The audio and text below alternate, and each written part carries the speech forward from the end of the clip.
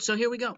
For college graduates and those who might be paying the loans of college graduates, please hear me out. It is a Biden double down where the administration proposed this. It was rejected. And then Biden again in late 2023 says, we're going to do this anyway and forgive student loans. Ladies and gentlemen, it is unfair. It is almost certainly unconstitutional.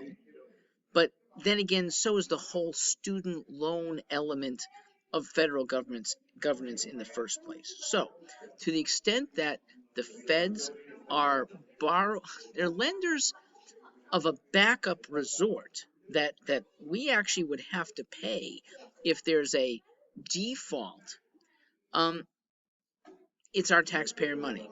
Now, very few defaults that I know of, because banks who've lent money have their hooks into the earnings of graduates.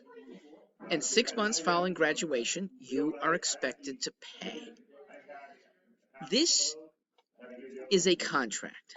Now, I want people to recognize this is a contract signed by 17-year-olds or potentially their parents, underage, and almost certainly not understood. Even 47-year-olds rarely read every element of a bank's student loan contract. There's a sense of, my kid is going to have to repay.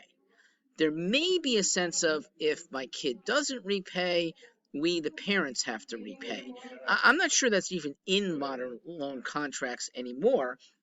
They were when I went to school.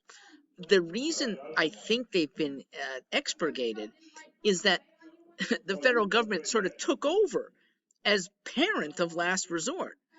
That itself is a bad thing. Now, I believe in the sanctity of contract. I also believe that even if there's a role for the federal government to make things fairer, it's manifestly unfair for people who didn't choose college, or people who did choose college but chose sensible majors, to not have to pay for kids who are on the couch in their parents' basement working 15 hours a week, when others who took sensible majors and are busting their butts at 50 and 60 hours a week and earning good money but shouldn't have to divulge any of it to a lazy kid. And anyone can get a job. Some don't want to dip down to the level of barista when they have a graduate degree. But you know what? If your graduate degree is in Guatemalan poetry, African artistry, European history, there aren't that many jobs. There aren't that many well-paying jobs. And you knew that going in, or at least you should have. The days are at least 10 years gone when we might have been surprised by how elite colleges might not translate into high earnings, okay? It was an excuse, a reasonable one, back in 2009, 10, 11, 12, maybe even 2013. But after 5 years of seeing the older sibling not with a productive job, after knowing that we've had so many times of economic distress that falls greatly on young kids' abilities to repay, it's then up to kids and parents to decide, do I really want to take out this $40,000 per year loan with a not very great interest rate and have to pay it back starting 6 months after graduation? You need to have your heads up. All right, now, in defense of not only the students past, but even the current ones, there's a contract problem. There's a contract from any large lender of adhesion. It means that no matter what, you can't change the contract. Even if you understand it, which is not easy, you don't have the chance to tell a large bank, I don't like this term, I can't comply, or even negotiate and say, can we make the term a little bit better for me? Can I start 8 months after graduation instead of 6? Can the penalty be a little bit less if I choose to be a veterinarian instead of a high-priced engineer? You don't have that opportunity. Big lenders know this. Big lenders throw at you a take it or leave it. And consumers are unable, or they feel unable, to just negotiate because they probably can't. So, did any bank sit down with a modern student and have its loan officer say, son, do you realize that if you don't get a $50,000 a year job within 6 months of graduation, you'll be unable to pay this loan?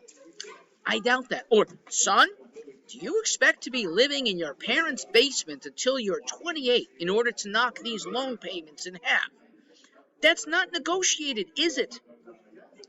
The lender-borrower imbalance is especially oppressive to 17-year-olds. Look, a lot of people don't even realize that the initial payments you could diligently make to pay off your student loan, and yet your balance goes up because the interest is higher than the payments initially are. So this is potentially oppressive, and the other side, the borrower, doesn't realize it. Well, contract law, go back to basics, says there needs to be a meeting of the minds. And I know that for decades we've gotten away with just signing means you have read and you understand. And these days it's not even signing, it's clicking a button in 18 places just to get through the damn 25-page loan document. I think that's a system that's beyond student loans that deserves to be reformed. I don't think there should be any contract of adhesion for college loans. And if we can get back to rolling back, is there a true agreement to these terms? What'll happen? Contracts will be far simpler and far less oppressive. I'll give a personal example. My firm has contracts that run between $2,000 and $5,000 pretty routinely for tutoring services. Parents read them. We pretty much insist it. If we have a sense that a parent has not read it because they're kind of half-assed when they fill out their part, they might not have signed in the right place, we actually go back and say, do you understand this? My whole contract is 1 page. If somebody wants a guarantee, that's a second contract. It's also 3/4 of a page. That's it.